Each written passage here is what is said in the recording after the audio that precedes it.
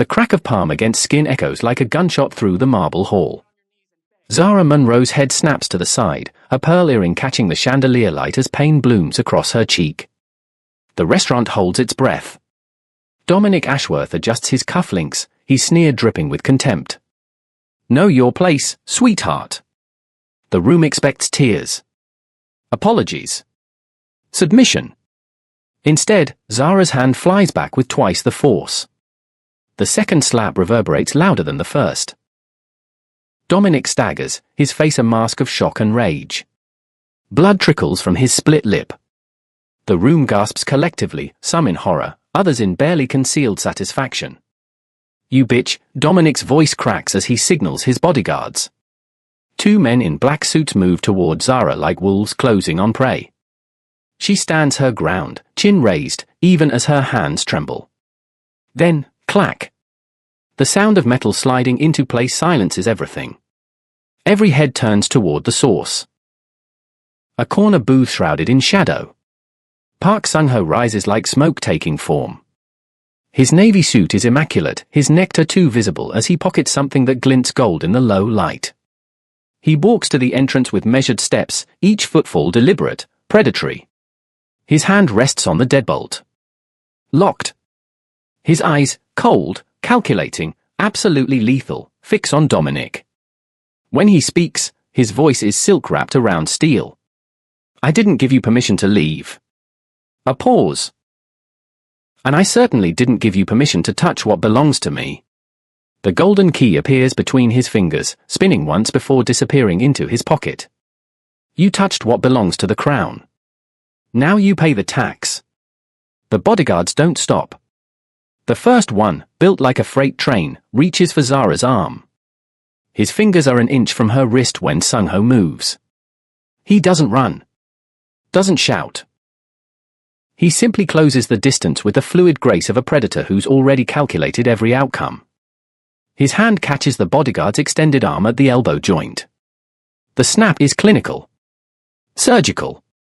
The bodyguard scream tears through the restaurant as he crumples, his arm bent at an angle nature never intended. Sung-ho releases him without a glance, letting the man collapse like discarded trash. The second bodyguard freezes mid-step, his hand hovering over the weapon at his hip. He meets Sung-ho's eyes and makes the smart choice, his hand drops to his side. Good, Sung-ho says quietly. You get to keep your arms. Dominic's face drains of color. He backs toward the locked door, his earlier bravado evaporating like morning mist. Do you have any idea who I am? I'll have you. On your knees. The command cuts through Dominic's threats like a blade through silk. It isn't loud. Sung-ho doesn't need volume when every word carries the weight of absolute certainty. I'm not. Sung-ho takes one step forward. Just one. But something in that movement, the deliberate intention, the promise of violence held barely in check, makes Dominic's knees buckle. He catches himself against a table, champagne flutes crashing to the floor. I said. On your knees. This time, Dominic obeys. He sinks down onto the marble, his expensive suit collecting dust and shame in equal measure. His hands shake as he presses them against the floor. Around them, diners pull out their phones, but nobody moves. Nobody dares. Sung-ho crouches to Dominic's level, his expression almost conversational. You're going to beg now. Not for forgiveness, you're past that. You're going to beg me to unlock that door. Please. The word scrapes out of Dominic's throat. Please, just let me. Louder. So she can hear you. Dominic's voice rises, cracking with humiliation. Please? Please unlock the door. Sung-ho studies him the way a scientist studies bacteria, with detached curiosity and mild disgust. Then he rises, brushing invisible dust from his suit. He doesn't move toward the door. Instead, he walks to Zara. She's still standing exactly where she was, her hand slightly raised, her breathing shallow. He stops beside her, close enough that she can smell his cologne, something dark and expensive. His voice carries across the silent restaurant, formal and final as a courthouse decree. Zara Munro is under the protection of the Park family. Effective immediately, He lets the word settle like snow on a graveyard. Touch her again, and they'll need dental records to identify what's left. He produces the golden key, lets it catch the light one more time, then turns the deadbolt. The door swings open. Dominic scrambles through it on his hands and knees, his bodyguard limping after him. Sung-ho pockets the key and extends his hand to Zara. "We should talk." Zara's hand hovers in the air between them for 3 heartbeats before she takes it. His palm is warm, steady, a stark contrast to the violence it just delivered. He leads her through the restaurant, past tables of stunned diners who suddenly find their wine glasses fascinating.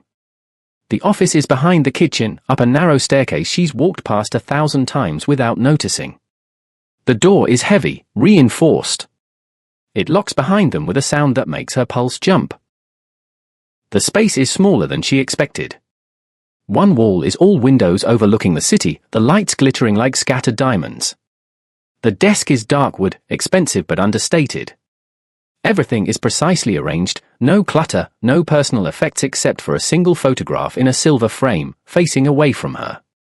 Sung-ho gestures to the leather chair across from his desk. She sits because her legs are shaking and the adrenaline is finally catching up with her. Her cheek still burns where Dominic struck her. Her knuckles ache where she struck back. He doesn't sit. Instead, he retrieves the golden key from his pocket and places it on the desk between them. It's ornate, baroque, clearly antique. The kind of thing that belongs in a museum, not a pocket. 5 years ago, he begins, his voice quieter now, almost gentle. You were walking home from a double shift. Winter. Nearly midnight. Zara's breath catches. Her mind races back, sorting through years of exhaustion and struggle, looking for. You took the alley off 5th Street. Shorter route. He turns slightly, and she sees his neck tattoo fully now, intricate, beautiful, deadly. You found someone bleeding out against a dumpster. The memory slams into her like a physical force. The boy, young, maybe 19, curled on frozen concrete, blood pooling black under the streetlight. She dropped to her knees without thinking, her server apron already coming off to press against the wound. Her hand shaking as she dug through her purse for the cheap sewing kit she carried for uniform repairs. Most people would have called 911 and kept walking, Sung-ho continues. You stayed. You stitched me up with dental floss and a sewing needle, right there in the alley. You didn't ask my name. Didn't ask what happened. You just, he pauses, something flickering across his face. You told me to breathe. That I wasn't going to die tonight. Zara stares at him, really seeing him now. Looking past the expensive suit and the lethal grace, searching for the boy in the alley. His eyes, yes, she remembers those eyes. Terrified but defiant. That was you, she whispers. That was me. He picks up the key, lets it catch the light. This key belonged to my father. It opens every door in this building. My family built this restaurant 30 years ago. His eyes lock onto hers. You saved the heir to the Park Empire, Zara. And in my world, that debt doesn't expire. I don't want your money. Zara's voice is steadier than she feels. She stands, her server's vest suddenly feeling too tight, too constricting. I helped you because it was the right thing to do. That doesn't mean I'm for sale. I'm not trying to buy you. Then what do you call this? She gestures at the office, at him, at the invisible weight of everything that just happened downstairs. The dramatic rescue? The protection announcement? I'm not some damsel who needs. You think this is charity? Something dangerous flickers in his expression. Not anger, something colder. He moves to the wall, presses his palm against what looks like solid paneling. It clicks open, revealing a safe. His fingers work the combination with practiced ease. Inside, among stacks of cash and documents she probably shouldn't see, is a leather-bound ledger. He pulls it out, sets it on the desk, and opens it to a marked page. Read. Zara doesn't want to. Every instinct screams at her to walk out, to go back to her simple life of double shifts and dignity. But her eyes betray her, dropping to the columns of numbers written in precise handwriting. Sunrise Gardens Nursing Home. Her grandmother's facility. Monthly payments, all dated, all substantial. Her breath stops in her chest. How long have you? 3 years. He traces a line down the page. Since I found out where you worked. Where your grandmother was. His finger stops on the most recent entry. The private room with a garden view. The physical therapist who visits twice a week. The chef who makes her Korean porridge the way she likes it. Zara's hands grip the edge of the desk. She remembers the day the nursing home called to say they were upgrading to her grandmother's accommodations. No additional charge. She'd questioned it, suspiciously, but they'd insisted it was a routine reassignment. She'd been too exhausted, too grateful, to push further. You don't owe me, Sung-ho says, his voice dropping to something almost tender. I owe you a life. My life. And in my world, that's not a debt you settle with a check and a handshake. I can't accept this. But even as she says it, she's thinking of her grandmother's smile. The way she'd looked healthier these past few years. Happier. You already have. He closes the ledger with a soft thump. The nursing home? I own it.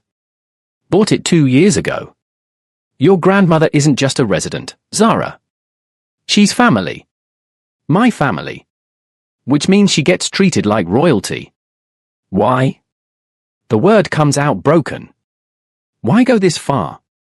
He meets her eyes, and for the first time, she sees something raw beneath the polished exterior. Because you didn't have to stop. You had nothing. Working doubles to afford a basement apartment, eating ramen for dinner so your grandmother could have medication. And still, you knelt in a freezing alley and saved a stranger's life. He pauses. You showed me that honor still exists in this world. Let me show you what protection looks like in mine. The nursing home smells like lavender and antiseptic, a combination Zara used to associate with despair. Now, walking through the wide corridors with their soft lighting and original artwork, it feels almost like a luxury hotel. She hates that she notices. Hates more that she's grateful. Her grandmother is in the sunroom, the one with floor-to-ceiling windows overlooking the garden. She's wrapped in a cashmere blanket. Where did that come from, doing a crossword puzzle? At 78, her mind is still sharp as cut glass, even if her body has betrayed her. Baby girl. Her grandmother's face lights up, but the smile falters when she gets a good look at Zara. What happened to your face? Zara's hand flies to her cheek. She'd forgotten about the slap, the mark it must have left. It's nothing, Grandma. Just a difficult customer. Nothing left a handprint on your face. Her grandmother sets down the puzzle, her expression hardening into something Zara recognizes, the woman who raised her alone, who worked 3 jobs, who took no shit from anyone. Tell me. So Zara does. Not everything, she leaves out the bodyguard's broken arm, the way Dominic crawled, but enough. The slap. Her retaliation. The man who locked the door. Her grandmother listens without interrupting, the way she always has. When Zara finishes, the old woman is quiet for a long moment. Show me this man. What? The one who protected you. He drove you here, didn't he? Show me. Zara doesn't know how her grandmother knows, but she's learned not to question it. She helps her to the window overlooking the parking lot. There, beneath a lamppost, is Sung-ho's black Mercedes. He's leaning against it, scrolling through his phone. Even from here, even doing something mundane, he looks dangerous. Her grandmother's grip on her hand tightens like a vice. That man has eyes like a shark. Her voice is barely a whisper, urgent and afraid. I've seen men like him before. Back in my day, we knew to cross the street when they walked by. She turns to Zara, and there's genuine fear in her expression. Baby, he doesn't stop until he tastes blood. Men like that, they don't protect. They possess. Zara looks back at Sung-ho. As if sensing her gaze, he glances up. Even through the distance, through the glass, she feels the impact of his attention. Her grandmother is right, there's something predatory in those eyes. Something that should terrify her. Instead, she feels heat bloom in her chest. Fear, yes, but something else. Something that makes her pulse quicken and her skin prickle with awareness. I know, Zara hears herself say. Then why are you looking at him like that? Zara doesn't have an answer. Or maybe she does, and it's too dangerous to say aloud. That she's tired of fighting alone. That for once, someone is fighting for her. That the thought of belonging to someone that powerful, that deadly, sends a thrill down her spine that has nothing to do with fear. He saved my life, Grandma. Yes. Her grandmother's voice is sad. And now you'll spend yours paying for it. The headlines hit the next morning. Someone filmed everything, the slap, Zara's retaliation, Dominic on his knees begging. By noon, it's viral. By evening, Dominic Ashworth is a punchline. Billionaire brought to his knees by waitress he assaulted. Know your place, entitled rich man gets instant karma. The comments are merciless. His company's stock dips. His country club quietly revokes his membership. Someone digs up 3 other assault allegations that were settled quietly, buried under NDAs and hush money. The empire he inherited starts showing cracks. Zara watches it unfold on her phone during her shift, a knot of unease growing in her stomach. Sung-ho sits in his corner booth as always, reading a newspaper like it's still 1995, unbothered. But she notices his men now, the ones stationed by the doors, the ones in the kitchen. She'd always thought they were regular security. Now she knows better.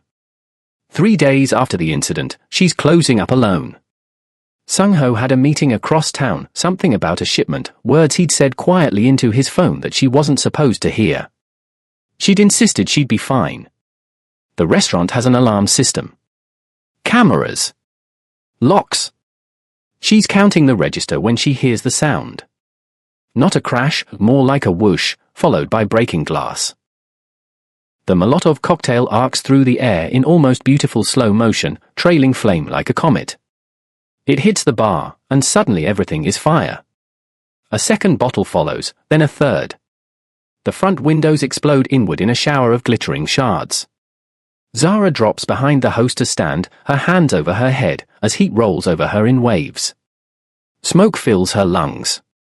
She can't see the door through the flames. Can't breathe. Can't think beyond the primal understanding that she's going to die here, burning in the restaurant where she slapped a billionaire and thought she'd won. Then hands grab her, strong, familiar. Sung-ho hauls her to her feet, and she has half a second to wonder how he got here so fast before his throwing his body over hers. Something crashes where they were standing. Glass, wood, debris raining down as the fire spreads with terrifying speed. He doesn't speak. Just pulls her toward the kitchen, his body curved around hers like armor. She feels impact after impact as falling debris hits his back instead of hers. His expensive navy suit, the one that probably costs more than her yearly salary, is already ruined, torn, and smoking. They burst through the kitchen door into the alley. The cold air hits her like a slap. She collapses against the brick wall, coughing, her eyes streaming. Behind them, the restaurant burns, flames visible through every window. Sung-ho braces one hand against the wall beside her head, catching his breath. There's blood on his temple. Burns on his hands. His suit jacket is destroyed, the fabric singed and torn. You're hurt, she gasps. He looks at her like she's insane. And you're alive. His hand cups her face, thumb brushing soot from her cheek. His eyes are absolutely black with rage. He just made his last mistake. The penthouse occupies the entire top floor of a building Zara has walked past 100 times without looking up. Floor-to-ceiling windows showcase the city sprawling below like a kingdom waiting to be conquered. Everything is clean lines and dark wood, leather, and steel. It smells like him, that expensive cologne mixed with something darker, more primal. Sung-ho doesn't ask if she wants to stay here. He simply guides her inside with a hand on her lower back, proprietary and protective in equal measure. His men carry up bags she doesn't remember packing. Somewhere between the burning restaurant and this moment, decisions were made for her. She should be angry. Instead, she's numb. Bathroom, he says, leading her down a hallway. Shower. I'll bring clothes. The bathroom alone is bigger than her apartment. Marble everywhere, a shower that could fit 5 people, a tub that looks like modern art. She strips mechanically, watching soot and ash swirl down the drain until the water finally runs clear. Her hands won't stop shaking. When she emerges wrapped in a towel that costs more than her weekly paycheck, she finds him in the bedroom. He's changed into black slacks and an open white shirt, his tattoo visible along his collarbone. She sees now it's a dragon, intricate and beautiful, coiling up his neck. He's laid out clothes for her on the bed. A soft sweater. Leggings. Nothing provocative. Sit, he says, patting the edge of the bed. Only then does she notice the first aid kit in his hands. I'm fine, she starts, but he's already reaching for her arm. There's a scrape she hadn't noticed, angry and red, glass still glinting in the wound. His touch is impossibly gentle. He cleans the cut with antiseptic, his movements precise and careful, like he's handling something infinitely precious. She watches his face, the concentration, the way his jaw tightens when she winces. One of his hands cradles her elbow while the other works, his thumb unconsciously stroking her skin. Her pearl earrings, she'd refuse to take them off, even in the shower, catch the lamplight. Against his tattooed hands, dark and dangerous, they look absurd. Belle beauty against beast darkness. You're shaking, she whispers. His hand still. When he looks up, there's something raw in his expression that steals her breath. I was across town when it happened. 10 minutes away. His voice is rough, scraped raw. 10 minutes where you could have, he stops, swallows hard. I've killed men for less than looking at me wrong, Zara. But the thought of you burning. He doesn't finish. Instead, he presses his forehead to her hand, the one he's still cradling. The gesture is so unexpected, so vulnerable, that something cracks open in her chest. This man, this dangerous, deadly man, is on his knees before her. Not begging. Worshipping. Sung-ho, she breathes. He looks up at her like she's salvation and damnation wrapped in pearl earrings and borrowed clothes. You're mine to protect, he says simply. That's not negotiable anymore. And God help her, she doesn't want to negotiate. 3 days of peace. 3 days where Zara learns the rhythm of Sung-Cho's life, the early morning calls in Korean, the men who arrive at odd hours, the way he watches her over morning coffee like he's memorizing every detail. 3 days where she almost forgets that men like him live in a world where violence is currency. Then her grandmother misses her morning call. Zara tries 3 times. 4. On the 5th attempt, something cold settles in her stomach. Her grandmother never misses their calls. Never. Something's wrong, she tells Sung-ho. He's on his feet before she finishes the sentence, already pulling on his jacket, already making calls. They're in the car within minutes, his driver breaking every traffic law to get them across the city. The nursing home looks normal from outside. Sunlight streaming through windows. Flowers blooming in the garden. But the moment they step through the doors, Zara knows. The front desk is unmanned. The hallway's too quiet. No nurses, no residents, no sound except their footsteps echoing off pristine floors.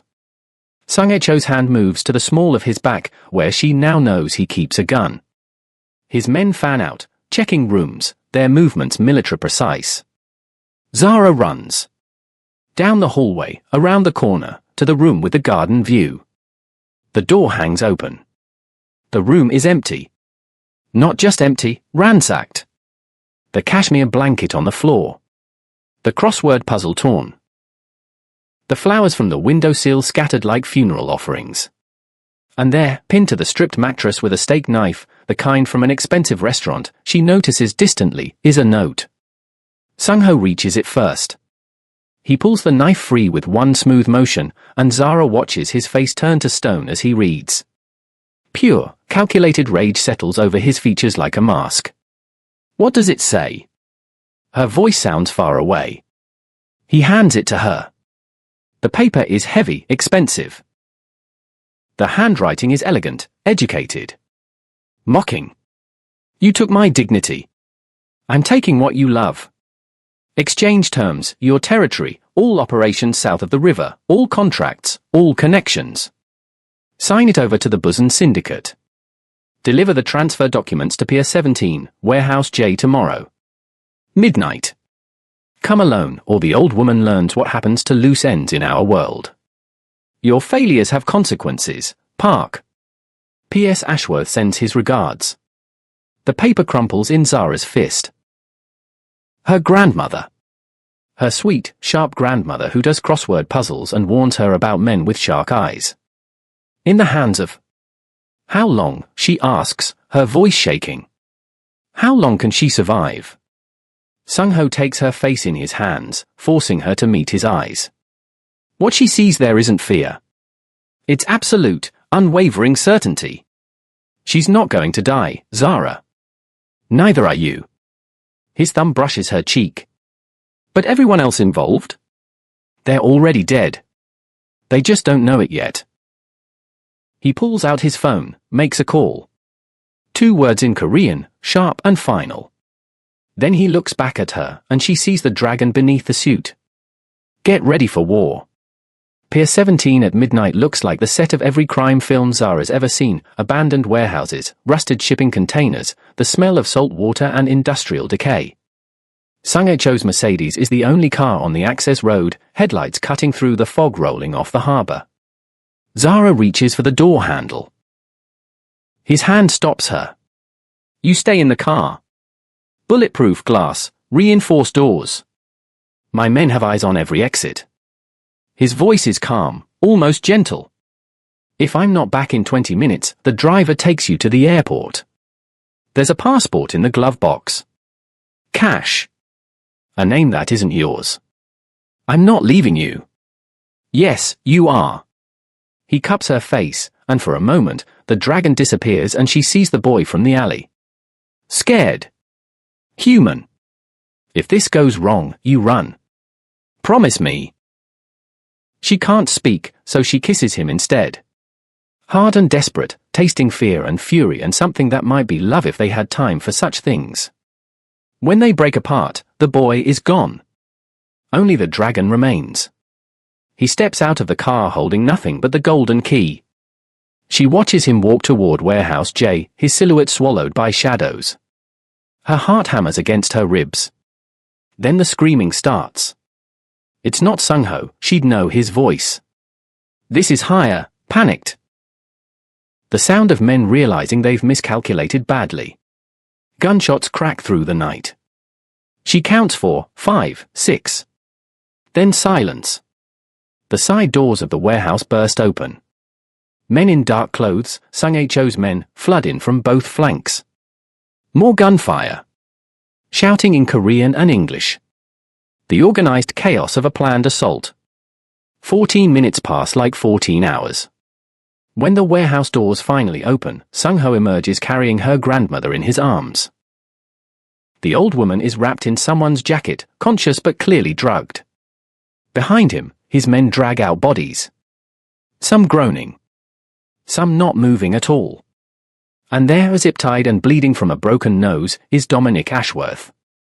One of Sung-ho's men has him by the collar, forcing him to his knees in the gravel.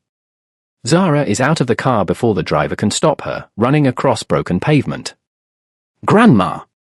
I'm okay, baby, her grandmother slurs, reaching for her with shaking hands. This young man is very dramatic. Sung-ho passes her grandmother to Zara, and that's when she sees it. His white shirt, no longer white. Dark and wet down his left side, blood spreading like spilled wine. You're hurt, she gasps. It's nothing. But his hand presses against his ribs, and his breathing is wrong. Shallow. Sung-ho. His knees buckle. She barely catches him, his weight pulling them both down. His blood is hot against her hands, too much blood, and his skin has gone pale as paper. Stay with me, she demands, her voice breaking. You don't get to die. Not after. His hand finds hers, slick with blood, squeezing weakly. Called, ambulance, he manages. 2 minutes. In the distance, sirens wail. The hospital waiting room smells like disinfectant and burnt coffee. Zara has been here for 6 hours, her grandmother sleeping in a private room upstairs, Sung-ho in surgery. His blood has dried brown under her fingernails. She hasn't washed her hands. Detective Sarah Chen sits down beside her without asking. Mid-40s, tired eyes, the kind of cop who's seen everything twice. Ms. Monroe. I need to ask you some questions about tonight. Zara doesn't look at her. My boyfriend was stabbed. My grandmother was kidnapped. What more do you need to know? Your boyfriend. Chen pulls out a notebook, flips it open. Park Sung-ho. Age 31. Owns several restaurants, a shipping company, and according to our files, half the organized crime south of the river. She pauses. We found 6 bodies at that warehouse, Ms. Monroe. 2 more in critical condition. And security footage that's mysteriously corrupted. Then I guess you don't have much of a case. I have witnesses who say Mr. Park walked in alone and came out covered in blood. I have Dominic Ashworth willing to testify that. Dominic Ashworth kidnapped a 78-year-old woman and held her for ransom.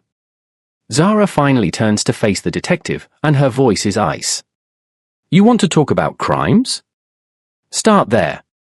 Chen leans back, studying her. You're not what I expected. The file said you were a waitress. No criminal record. Perfect citizen. She taps her pen against the notebook. But you're covering for a killer, Ms. Monroe. That makes you complicit. Am I under arrest? Not yet. Zara reaches up, adjusts her pearl earring, the right one has come loose. The small, familiar gesture steadies her. She thinks about the boy in the alley. The man who locked the door. The way he held her grandmother so carefully despite bleeding out from his own wound. She looks Detective Chen directly in the eye and lies with the ease of someone who's finally chosen her side. Sung-ho was with me all night. We were at his penthouse until we got the call about my grandmother.